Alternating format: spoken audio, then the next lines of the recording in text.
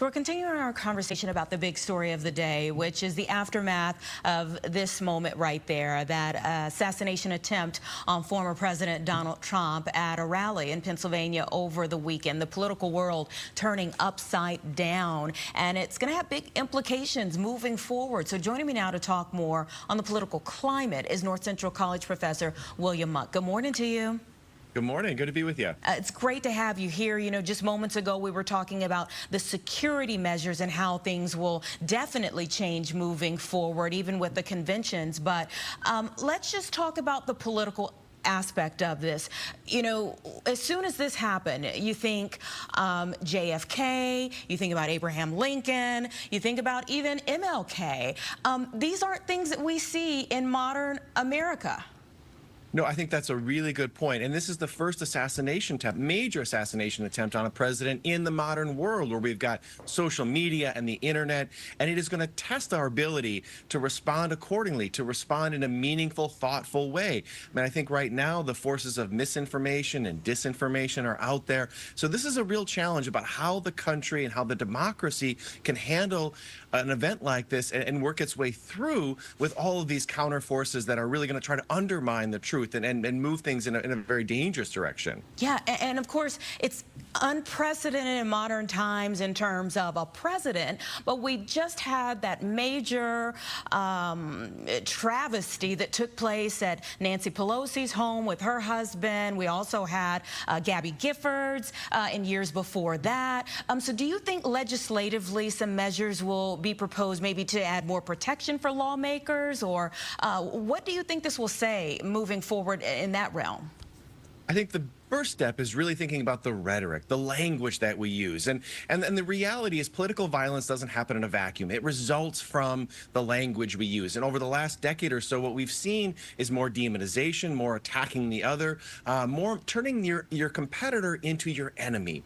And when that happens, it's sort of like kindling, right? And then what it takes is a spark to have political violence. So we shouldn't be surprised what happened over the weekend. This in some ways was inevitable. And you listed a whole bunch of other issues going all the way back to January 6th and before. So our political climate is ripe for political violence, right? And so that's when it's time to turn down the tone, to think about how do we handle political discourse in a more civilized way, because we're entering a very dangerous period where we could see more violence.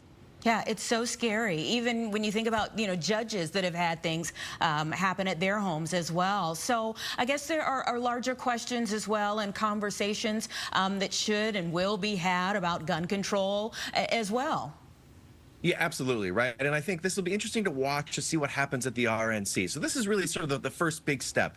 What position does Donald Trump take, both on gun control, but also on the issue itself? Does he come out, as early indications suggest he might, and say, let's talk more about unity. Let's talk about reducing the rhetoric and some of the language. Or does he lean into that? I mean, Donald Trump's campaign has really been about dividing and us versus them and attacking the evildoers. So this is what I'll be watching for in the campaign. What kind of language, what kind of tone do they set? Is it more conciliatory? Is it more unity? Is it about moving past political violence? Or on the flip side, do they use this to sort of galvanize the campaign? And I think that's really the first thing to be looking at as we watch the early days of the RNC. And that's one of the hard things as well. You know, we see something absolutely horrible take place, but then there is that thought as to how either side will use this to their benefit or be hurt by this in terms of getting to November and becoming the president again. Well, this is a really, really important question as we think about how this is going to impact both the Trump campaign and the Biden campaign, right? For Donald Trump, in many ways, it was a dangerous attack on his life, but it also will help the campaign. What Americans like is strength. And what Donald Trump showed in the aftermath was he looked like a strong president. Some of those images are going to be translated into him being the strong leader. Now, at the flip side, Joe Biden might also benefit from this. There's chaos, there's danger. It might be that the Democrats now suddenly coalesce behind him, right? So there's going to be a lot of political fallout that will result from this. And it's hard to know. It's so early on. But in the next couple days, I think we're going to have a real sense of how this impacts both the Trump and the Biden campaign. Because as you noted, the world has been flipped. Our political universe is entirely different, and we're just not sure what it's going to look like yet. Absolutely. Those conversations shifted real quick. So we shall see. Thank you so much for your input and your expertise. We appreciate it as always. Thanks for having me.